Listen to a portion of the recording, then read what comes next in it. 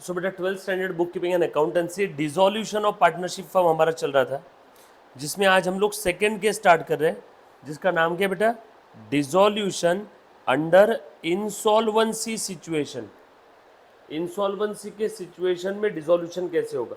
अभी तक डिसोल्यूशन कैसे हो रहा था, जो हमने इसके पहले के सम सॉल्व किए थे उसमें म्यूचुअली डिसॉल्व हो रही थी फर्म, बराबर है, सारे पार्टनर्स ने म्यूचुअली डिसीजन ले लिया और फर्म डिसॉल्व हो रही। यहाँ पे इंसॉल्वेंसी की वजह से डिसोल्यूशन हो रहा है। इंसॉल्वेंसी मतलब क्या, एसेट कम और लाइबिलिटीज ज्यादा। ध्यान से सुनना क्या बोला है बेटा, यहाँ पे देखो तो insolvency in legal terminology basically क्या है बेटा, जहाँ पे लाइबिलिटीज बढ़ जाती है असेट से। मतलब फॉर एग्जाम्पल मान लो मिस्टर एक्स के पास संपत्ति है 100 रुपए की और लोगों को देना है उधार है 120 रुपए की, मतलब लाइबिलिटी ज़्यादा और एसेट कम। मतलब वो कौन सी सिचुएशन है, इंसॉल्वेंसी वाली। In practice however insolvency is the situation where an individual cannot raise enough cash to meet its obligation और to pay debts as they become due for payment. Practical situation में insolvency मतलब अब वो इंसान और पैसे उधार नहीं ले सकता। क्यों, क्योंकि सबको पता है उसकी पैसे वापस करने की औकात नहीं है on due date. So on due date अगर कोई इंसान पैसे वापस नहीं कर सकता है तो हम लोग बोलते हैं कि वो कौन सी सिचुएशन की तरफ जा रहा है, इंसॉल्वेंसी की। At the time of dissolution if the partners capital account shows a debit balance, इसका मतलब क्या हुआ, निगेटिव कैपिटल। इंसॉल्वेंसी के समय अगर किसी पार्टनर के कैपिटल का डेबिट बैलेंस दिख रहा है, इसका मतलब क्या है, निगेटिव कैपिटल है, असेट साइड में बैलेंस दिखेगा, राइट। उसके बाद आगे बोला है adjustment is to be, adjustment for, क्या बोल रहा है, after making adjustment he is to bring cash in order to settle his account. अगर किसी पार्टनर का निगेटिव कैपिटल है मतलब उसको पैसे देना नहीं है, उल्टा उससे लेना है, बरोबर है क्या।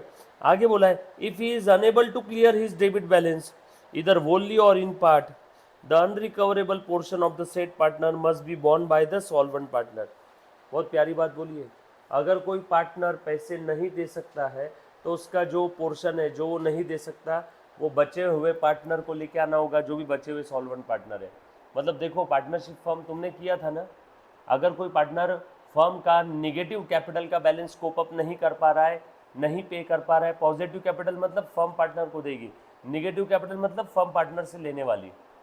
सो निगेटिव कैपिटल का अगर किसी का बैलेंस है, किसी पार्टनर का निगेटिव कैपिटल है, तो वो पार्टनर की जिम्मेदारी है कि वो कैपिटल कोप अप करेगा, वो कैपिटल के लिए पैसा लेके आएगा। लेकिन अगर उसके पास पैसे नहीं है तो बचे हुए सॉल्वेंट पार्टनर को देना होगा, ऐसा इसका कहना है। मतलब मान लो अपन 3 लोगों की फर्म है और मान लो वेदांत अगर पैसे नहीं दे सकता है तो अपने दोनों को पैसे देना होगा। 3 लोगों का पार्टनर था, 1 लाख 1 लाख 1 लाख, वेदांत का कैपिटल है -10,000, बरोबर है क्या।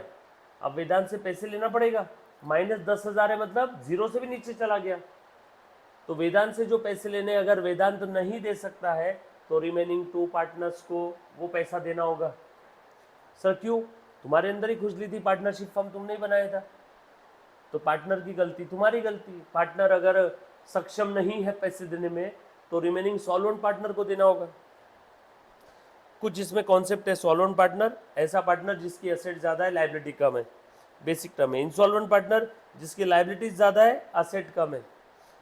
सॉल्वेंट पार्टनर की एसेट ज्यादा लाइबिलिटी कम, एसेट ज्यादा लाइबिलिटी कम, एसेट्स मोर देन, उल्टा हो गया इंसॉल्वेंट। कैपिटल डेफिशिएंसी मतलब किसी वन और मोर पार्टनर का कैपिटल का डेबिट बैलेंस है, डेबिट बैलेंस मतलब negative balance. If he is unable to pay his due to the firm his deficiency is borne by the solvent partner in their profit sharing ratio. अगर किसी partner का negative capital है तो जितने से उसके capital account में balance कम पड़ रहा है वो रिमेनिंग सॉल्वेंट पार्टनर को देना होगा उनके प्रॉफिट शेयरिंग रेशो में। ये मैं नहीं बोल रहा हूँ, ये प्रोविजंस बोल रही है सारी बातें। Fix and fluctuating capital method, ये मेथड हम लोग ऐसे नहीं देखेंगे, डायरेक्टली हम लोग इसका सॉल्व करेंगे। क्वेश्चन यस और नो, सब लोग साथ में है क्या, आज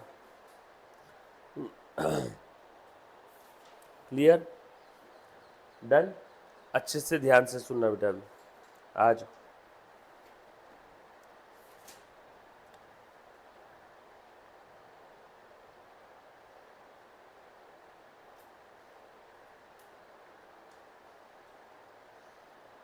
आ जाओ बेटा, क्वेश्चन नंबर 2 पे। दिख रहा है सभी को? प्लीज ध्यान देना।